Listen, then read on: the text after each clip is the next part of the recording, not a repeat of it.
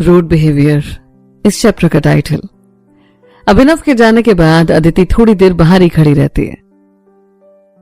बस वो सोचने लगी कि क्या हो गया अभिनव तुम्हें, मत करो ऐसा अपने साथ।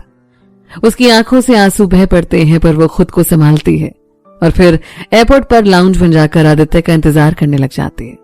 इधर अभिनव चेहरे पर बिना कोई भाव लिए सिगरेट जला लेता है और गाड़ी वापस फार्म हाउस की तरफ मोड़ लेता है। कुछ देर में वो फार्म हाउस में अंदर होता है और फिर अपने कमरे में जाता है। राहुल भी तब तक सनाया को छोड़कर घर वापस आ चुका होता है। बोला, तूने अदिति से बात की?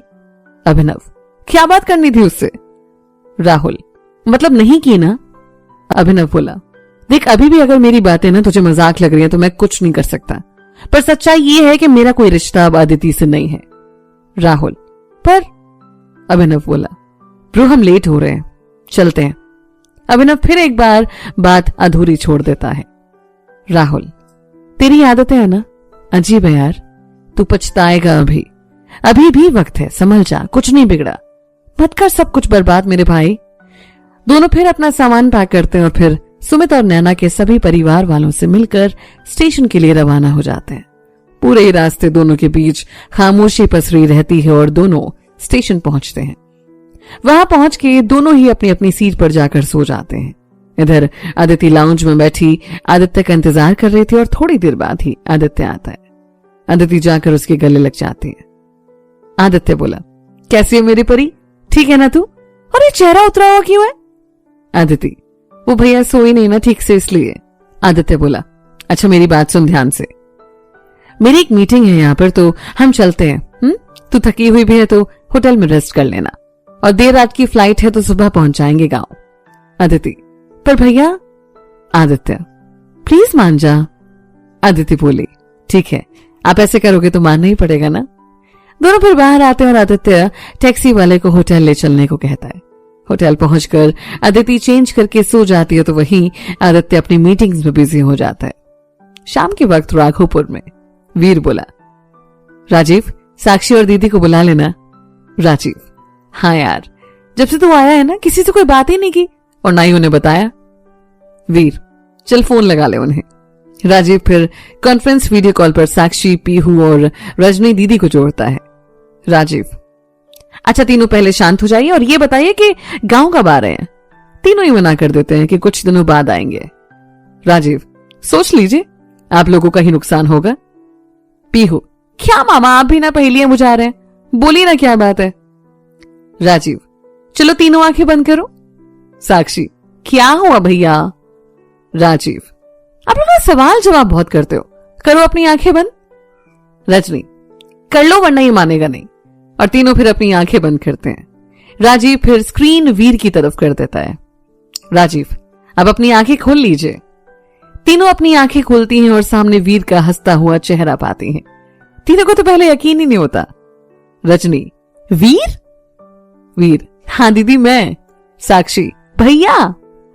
और तीनों की आंखों में आंसू आ जाते हैं।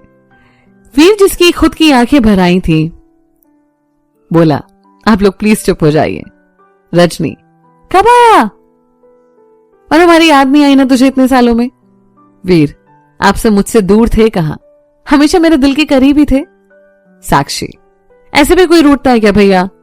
वीर बोला, नहीं मेरी गुड़िया, तुझसे कैसे रूठ सकता हूं, ये बता कब आएगी? साक्षी, भैया मेरा बस चले ना तो अभी उड़ती हुई आ जाऊं, पर एक दो दिन में तो आ जाऊंगी।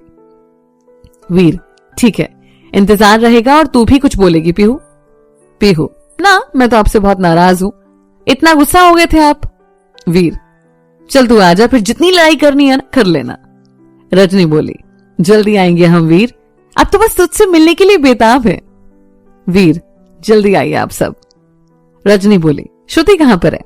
इतने में श्रुति भी आ जाती है। साक्षी, भाभी कैसी हो?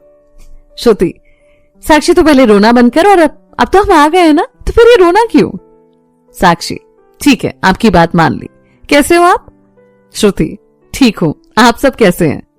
पीहू बोली, बस आपकी बहुत बहुत बहुत ज्यादा याद आई। श्रुति, हमें भी आप सबकी बहुत याद आई थी, अब बस जल्दी से आप आ जाइए। रजनी बोली, जल्दी आएंगे हम। तीनों फिर काफी देर तक बातों में लगे रहते हैं और फिर फोन डिस्कनेक्ट कर देते हैं। इधर ट्रेन में राहुल और अभिनव तो मस्त दुनिया से बेफिक्र नींद की आगोश में थे। थकावट की वजह से वो ट्रेन में आते ही सो गए थे। वहीं दिल्ली में अदिति एक तेज चीख के साथ उठती है। आदित्य जो कि अभी अभी कमरे में आया था। क्या हुआ परी? अदिति का चेहरा पसीने से लथपथ था और उसके चेहरे पर डर था। आदित्य तुरंत उसकी तरफ पानी का ग्लास बढ़ा देता है। अदिति पानी पीती है। आदित्य, क्या हुआ बता। अदिति, भैया बड़ा डरावना सपना था। आदित्य, क्या हुआ ये बताएगी? अदिति, बनारस के घाट गोली खून, कोई मुझसे हाथ छुड़ाकर जा रहा है, बस इतना ही देखा मैंने भैया। आदित्य, कोई बात नहीं, तू आराम कर, बुरा सपना था बस। आदित्य, पर भैया। आदित्य बोला, परी जब आंख खोली ना तो सामने क्या था? अदिति, आप।